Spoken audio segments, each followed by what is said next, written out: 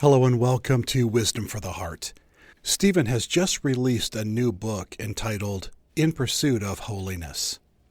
Our behavior cannot save us, but God does expect those who follow him to live holy lives. How can we do that? Well, Stephen teaches you how in this brand new resource.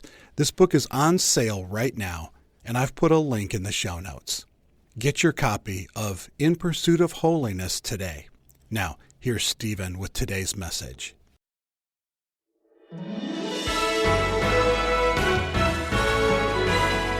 Notice again, as obedient children, do not be conformed to the former lusts which were yours. Don't be conformed. Listen, when we come into the family of God by faith in Christ, we are all uniquely different. Our relationships are different, our tastes, our desires, from music to temperament, to wiring emotionally, but one characteristic, according to Peter, should mark us all, and that's why he categorically says you are to be known as obedient children.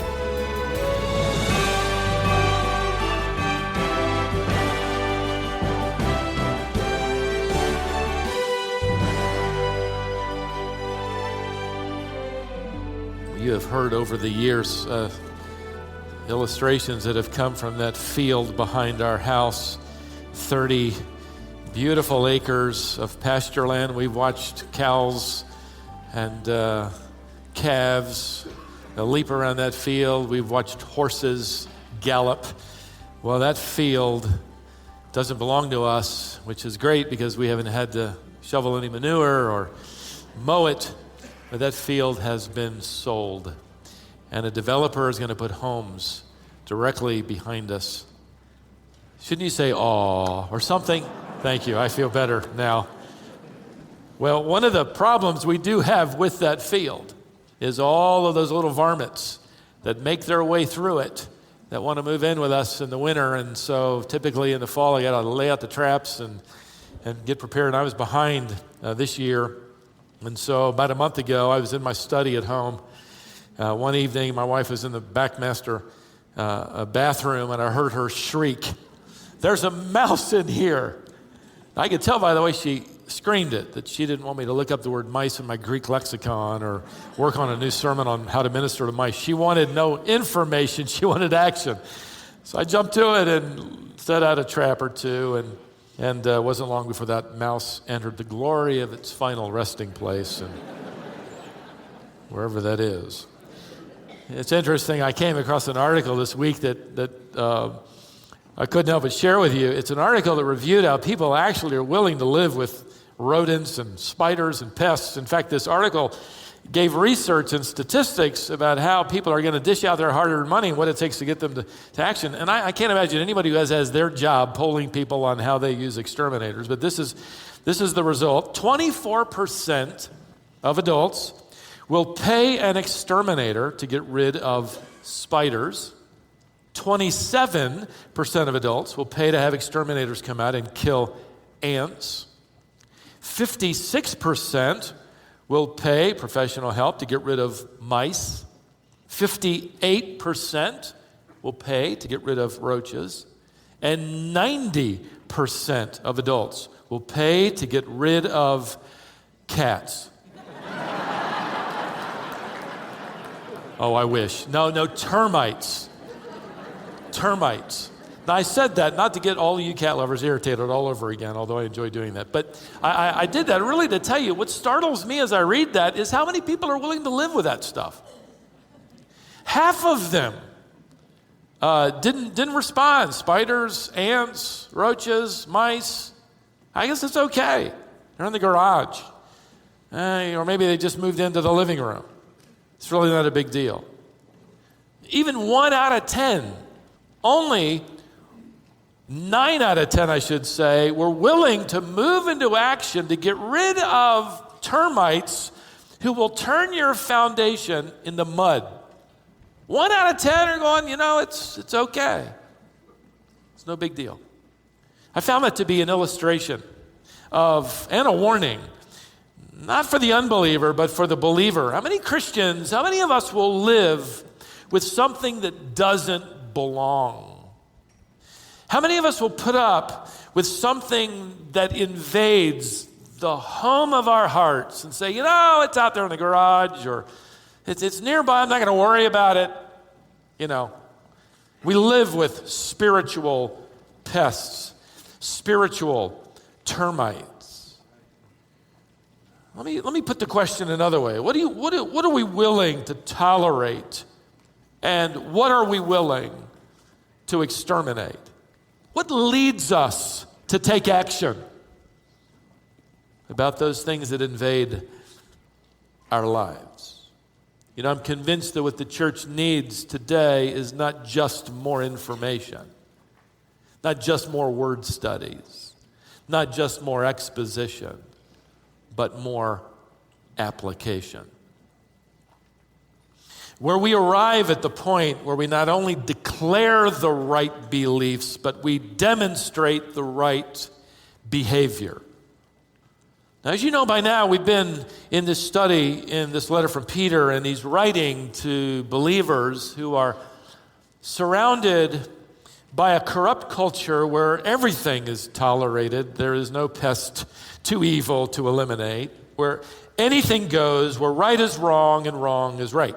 In the first century, you need to think of culture as being synonymous with political and economic and moral corruption. Which means that for the believer in the first century, temptation was not being offered to them behind closed doors. It was being bartered, it was being offered, it was being sold on Main Street in broad daylight. How do you handle that kind of culture? How do you handle relentless discouragement or temptation? How do you know what to tolerate and what to exterminate? Let me put it this way. How do you stay clean while living in a corrupt culture? The Apostle Peter arrives at this intersection this morning in our study. If you have your copy of the New Testament, turn once again to the letter from Peter, 1 Peter. It's called. We just finished Peter's introduction. His comments in chapter 1 that have been loaded down, freighted with doctrinal truth. Now we arrive at verse 13, and this is the place where New Testament Bible students, they identify this verse as a hinge on which this letter swings. It's a hinge that changes Peter's objective from belief to behavior. And before we dive in, let me just kind of quickly tell you that Peter's premise is pretty simple. If the Christian is going to become clean, become more clean, if the Christian is going to stay clean, if the believer is going to live a holy life in an unholy world, the solution is not isolation or more information. The solution includes application. Peter now moves us to take action.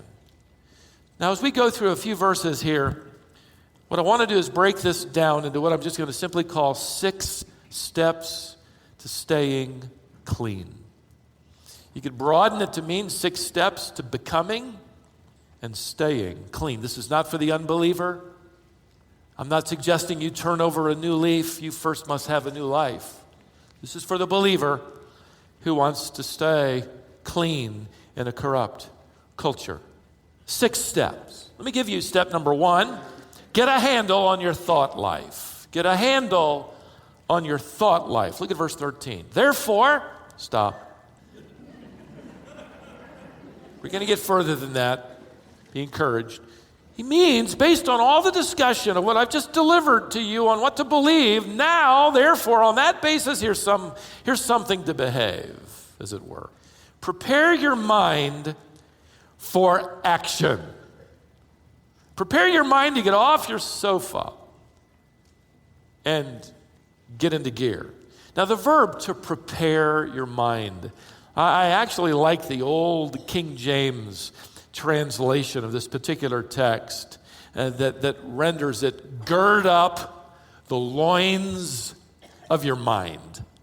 It's just a great expression. And in fact, it takes the reader back, and I think Peter's thinking about this, all the way back to the book of Exodus, where the Passover is being established among the Israelite people. They've been held in bondage in Egypt for 400 years.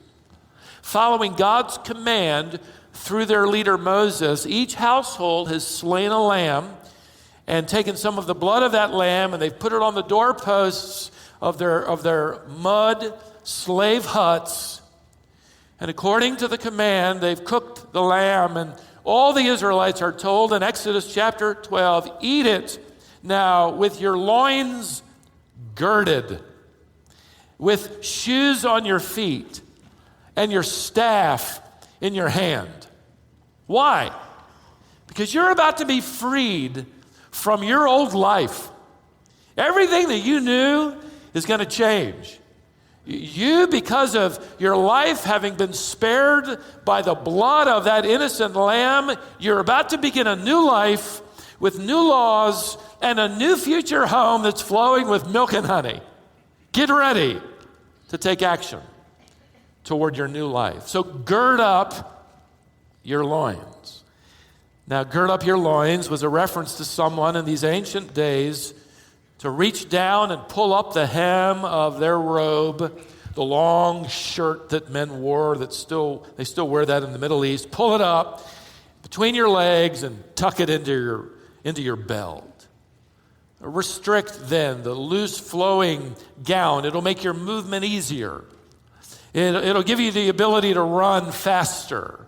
That's the idea. In fact, the last thing a Roman soldier would do before he ran into battle to have hand-to-hand combat would be tightening his belt. He would eliminate as much as possible that extra fabric from encumbering him as it flowed freely. Now what Peter does here is he takes that idea and he brings it in and makes it an analogy to tightening up your mind. Tighten up the loose ends of your thought processes, one New Testament scholar wrote. Gird up the loins of your mind. Notice that? That word refers to your thought processing. In other words, tighten up what you allow into your mind. Tighten up what you allow yourself to think upon. You have that battle of what's going into your mind. Tighten it up. You could paraphrase this text to read, and several commentators did. One put it this way: tighten up the belt around your mind. Another, roll up the shirt sleeves of your mind. Another, pull your thoughts together. My father used to simplify it by simply telling us four boys the words, use your head. Use your head. Think. And by the way, Peter is giving us the first and most important step in doing battle, because it is a battle that takes place in between your ears, in your mind. That's the battleground, isn't it? Do battle then with those thoughts that surround you and attempt to invade and infest your thinking processes, because they will ultimately inhabit the home of your heart. They're going to move in, and by the way, they're going to kick you out. Your testimony, that is. So tighten it all up. Why? So you can fight the good fight, so that you can run your race without being encumbered. This is exactly what Paul has in mind when he exhorts the believer in Corinth to destroy every speculation and every clever suggestion that attacks the true knowledge of God, and to take every thought captive to the obedience of Christ. I love Eugene Peterson's paraphrase of that text: fit every loose thought into the structure of a life shaped by Christ. You want to be clean in the midst of an unclean culture? Don't be loose, we would say, in your thinking.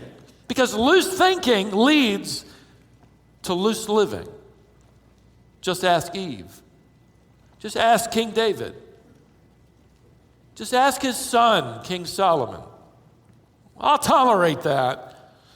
I'll manage that sin. I'll make room for it. It's just a couple of ants. I mean, come on. They're in the garage. What can they do? Those little thoughts, Peter's implying, those little mental invaders must be dealt with without mercy, without compromise, without apology. Take action. Get a handle on your thought life. Step number 2, get a grip on your emotions. He writes further in verse 13, therefore prepare your mind for action. Keep sober in spirit. Now you notice the words in spirit are italicized because they aren't part of the original text, but added to provide clarification, most often helpful. Peter isn't talking about being sober in contrast to being drunk or intoxicated. He's talking metaphorically about being emotionally self-controlled. Sober, the word means to be steady, to be calm or controlled. It can even refer to someone who is carefully weighing matters at hand. You could render this statement to remain level-headed, one author wrote. Now, I say that, and I want to immediately take you to the original context. Think of this. Keep in mind the first readers of this letter in the first century, they had every reason to panic. They had every reason to stay up at night. They had every reason to overreact to every news release from Rome about what the emperor had just done or what the laws the state has just decreed were now out against them. Peter says, stay sober. Don't start staggering around out of control and lose your balance. I think you could understand him to be writing people who would say, these are mind-reeling times. These are mind-troubling times. These are mind-numbing times. Don't panic. Don't get carried away. Don't come unhinged by trouble. Don't lose your emotional stability in the face of hostile or troubling or unfair or insecure seasons or events. This is spiritually applying the words of the famous line by Kipling that came to my mind. If you can keep your head when all about you are losing theirs, you are a man, my son. Evidence of spiritual maturity is getting a grip on the excesses of unbridled passions and runaway emotions. Step number 1, get a handle on your thought life. Step number 2, get a grip on your emotions. Step number 3, get focused on the future. Verse 13, the middle part, fix your hope completely on the grace to be brought to you at the revelation of Jesus Christ. Fix your hope there. We would say it this way, pin your hope on that. Pin your hopes there, on the coming of your Lord and Savior, Jesus Christ. Now, this command is actually the central verb or thought of this paragraph. In fact, if I read it a little more woodenly, you could understand this verse to read something like this. While you have girded up the loins of your minds, and while you are currently getting a grip on your emotions, now fix your hope on your future with Jesus Christ. Fixing your hope, by the way, is an act of the will. It's not an emotional response. It means to live expectantly, to live with anticipation for the coming glory of your Lord and that inheritance we have studied, that just marvel the angels. It'll never fade away. It's being reserved for you. That final act of salvation, the consummation of the glory of God, when you and I will be removed from even the very presence of sin. Fix your hope on that. So in a very real sense, the Christian lives in the future tense, as if it's present. In contrast, by the way, the world of unbelievers, where do they live? They only live in the present tense. I got to get it now. Here and now, I'm going to grab all I can. This is all that matters today. I'm living for today, man. I got to get everything I can today. Not going to learn anything from yesterday, and I'm not going to think about tomorrow. Just give it to me today. Constantly looking for someone or something to give them hope today. But for the believer, what excites us most isn't really what happened yesterday. It isn't really what's happening today, although this has been a great day thus far. A nap this afternoon will top it off. We get excited about that future day, don't we? One author wrote that we live in the future tense in such a way that our present actions and decisions are governed in light of the future. Now, let me illustrate it this way. If you're married, you may well remember the day you guys proposed to your wife to be, hopefully, with fasting and prayer, that she would say yes. How many guys proposed and your girlfriend immediately said yes? Not many. From where I'm standing, I can understand why. How many of you, like my girlfriend said something a little less exciting? Mine said, I don't know. She did say, I don't know, because I'd broken up with her so many times, and she's afraid I wasn't serious, but I was. And listen, I had a ring in my pocket. If she said no, I was $1,400 in the hole, okay, with nothing to show for it. Teasing. Everything, however, when she said yes, began to be interpreted in light of a coming day. You remember? You treated everything differently. I know I treated money differently. I was a senior in college, and up to this point, I never saved money. If there was loose money laying around, it went immediately into food and more food, right? All of a sudden, I got to save some. After I got engaged, things changed. In fact, we were both in the same senior class and in college. I can remember one day I worked all day long on a man's property, and when it came time to pay me cash, I asked him, look, I noticed in your shed is this table and 4 chairs. And if you don't mind, would you pay me instead of cash? Would you give me that old table and those 4 chairs? He was dumbfounded, but thrilled. And he gave me that. Why in the world would I work all day for an old table and 4 chairs that I couldn't fit in my dorm room for 6 months? Why? Because after graduation, I was going to need a kitchen table and 4 chairs where I could sit and my bride could feed me.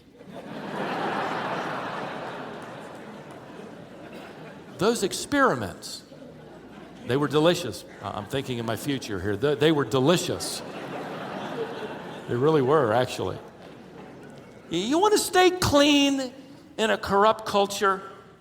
Be careful. Don't get bogged down in the past. Learn from it. Don't stay there. Don't become over-enamored in the present.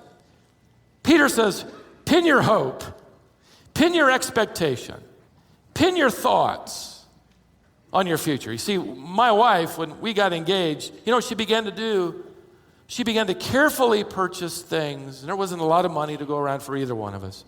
Purchase things, and she began to store them in that beautiful cedar hope chest. Hope chest. Not hoping it happened, but in light of the fact that this was her expectation, she began to plan. We do the same. We're hoping. That is, we are expectant. Our anticipation is of Revelation 19, verse 9, that coming day when we, the bride, will experience the marriage supper of the Lamb, our bridegroom. Now that should affect what we do with our money and how we plan and how we spend and how we entertain ourselves and how we discipline ourselves and what we do for that day, how we live clean lives, preparing for our bridegroom. I think the Apostle John, Apostle Peter had some time around the campfire to talk about this because they seem to be reading each other's mail. The Spirit of God inspired them to say basically the same thing. John said it this way: we know that when he appears, we will be like him, for we will see him as he is. And everyone who has this hope purifies himself. See the connection. Staying clean today has a lot to say about what we're planning to do and where we're planning to be tomorrow.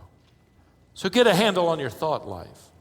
Get a grip on your emotions. Get focused on the future. Step number 4, get rid of old habits. Verse 14. As obedient children, do not be conformed to the former lusts which were yours in your ignorance. Now, ignorance here doesn't refer to intellectual stupidity or misinformation or ignorance, as in you didn't know it was wrong, so you did it. No, Peter is referring to a kind of moral ignorance, as the New Testament does, in the willful, defiant suppression of the truth so that you can somehow convince yourself it isn't wrong. And if you can get enough people around you shaking their heads, it's okay, you're going to feel even better about what you're doing. And if the entire culture says that isn't wrong, that's right, that isn't right, that's wrong, you're going to feel better. That's the kind of ignorance he's referring to. Romans 1 describes it further. He says, but you, as obedient children, do not be conformed to these former lusts. Now, did you see the connection? It's a foundational relationship to getting rid of old habits. You're getting rid of former lusts because you're pursuing a new family likeness as obedient children.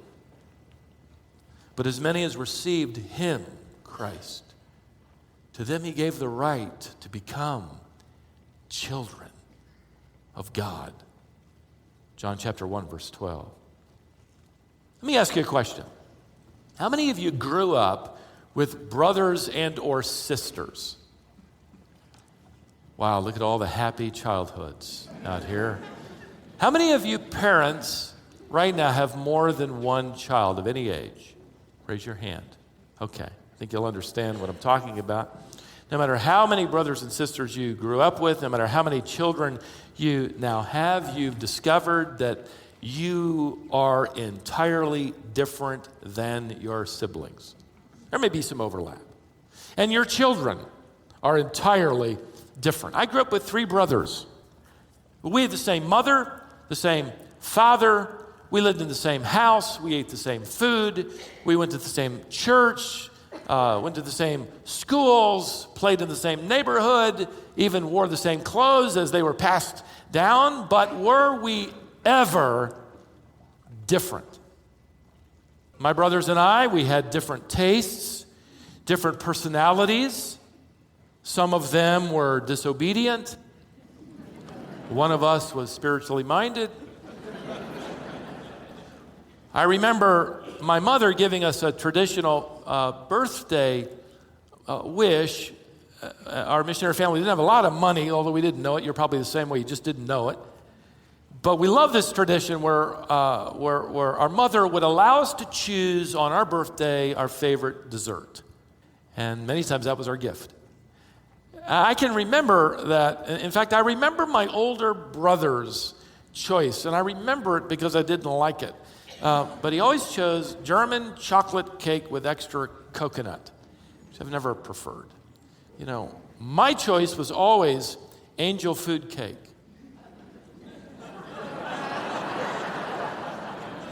Which fit my personality. No, I'm serious. It really was angel food cake. Love that stuff. I remember even in music, very different. My youngest brother learned to play the trumpet. My brother next to me learned to play the guitar. I took piano lessons, which I wouldn't admit to my friends. My older brother, to the chagrin of my jealous heart, got to take accordion lessons. What a future he had. I mean, I was so jealous about that. We all have different character and personality traits.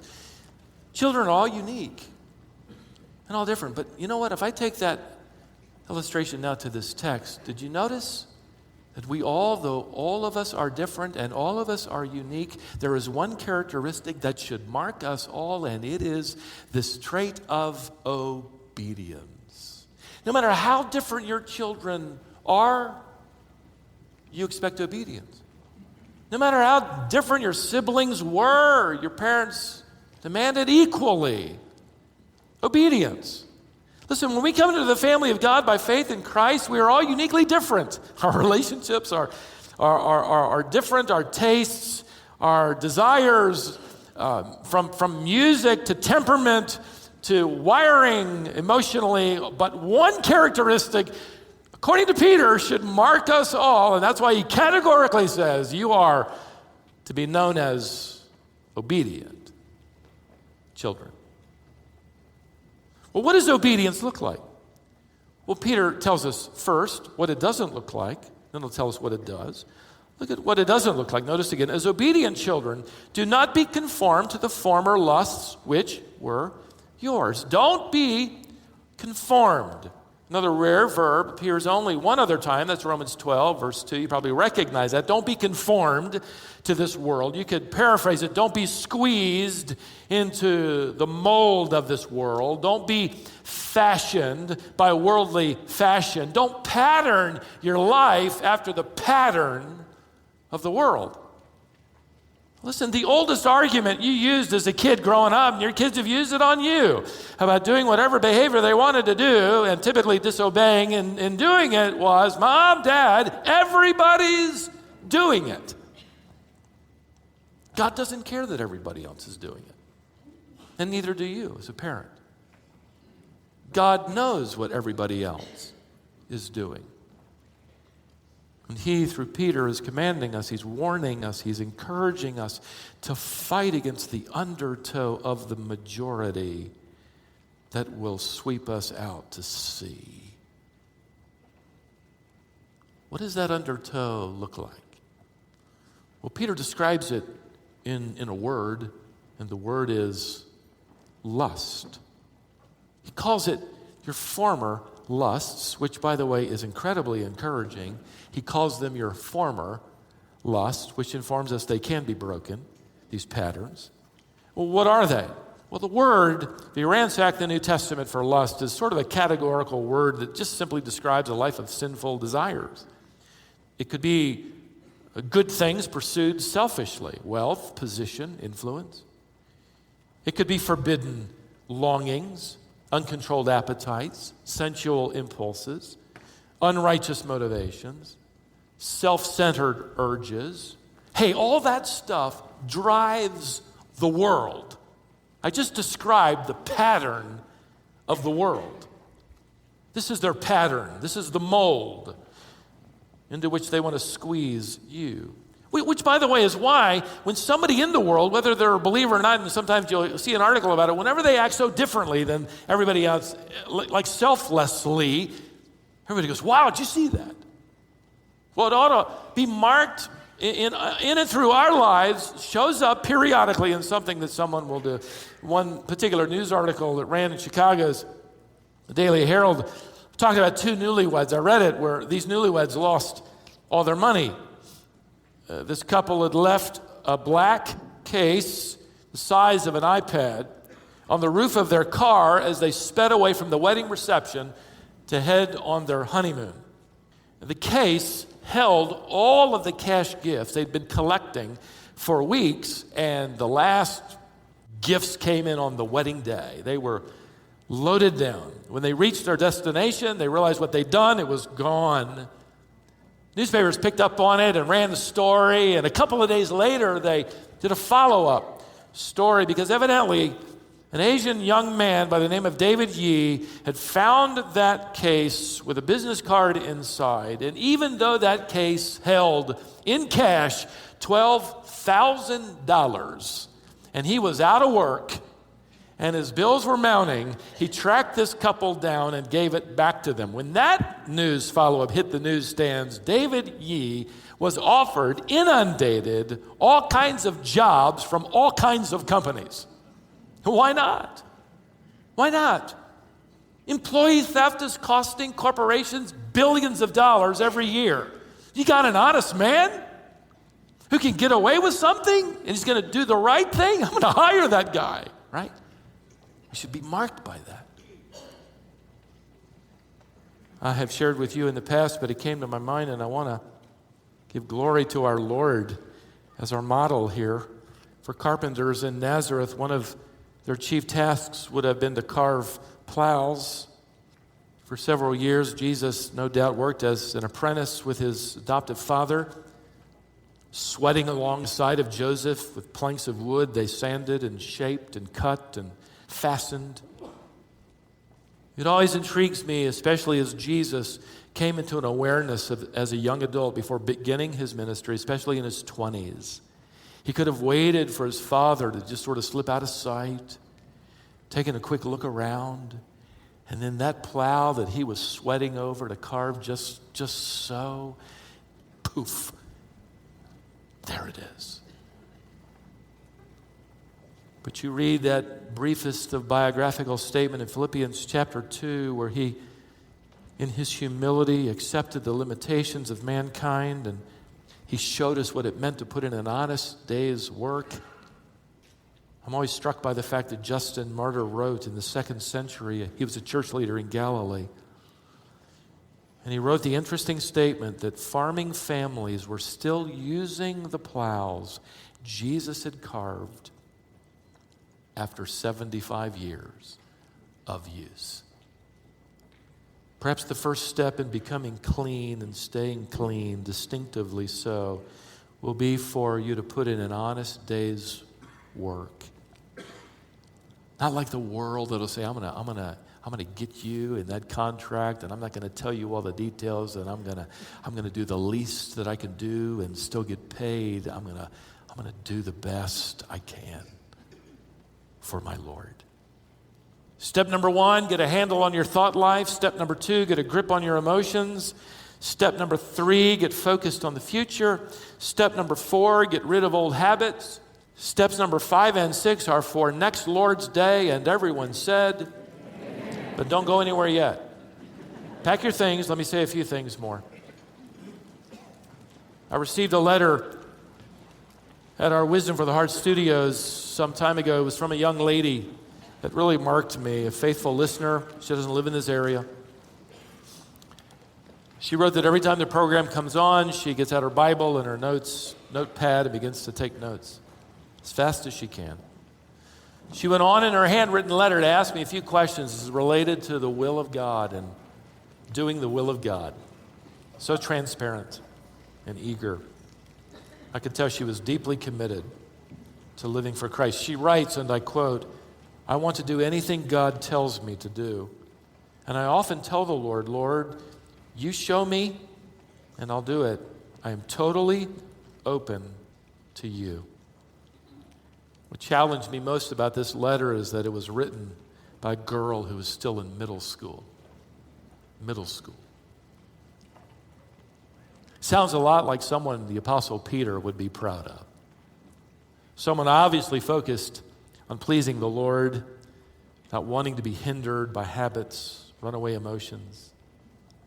Someone unwilling to tolerate for any moment those spiritual pests, those termites that don't belong, that will eat away at the foundation of your faith and your testimony and your clean, distinctive walk.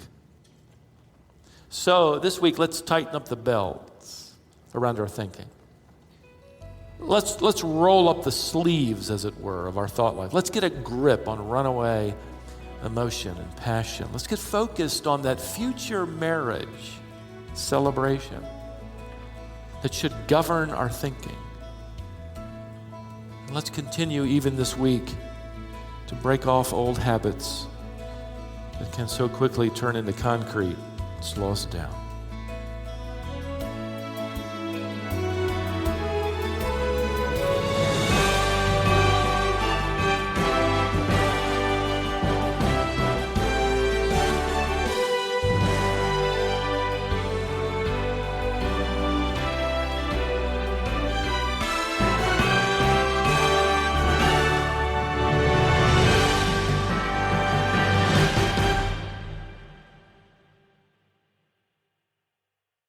That was Stephen Davey, and this is Wisdom for the Heart, a production of Wisdom International. Learn more at wisdomonline.org.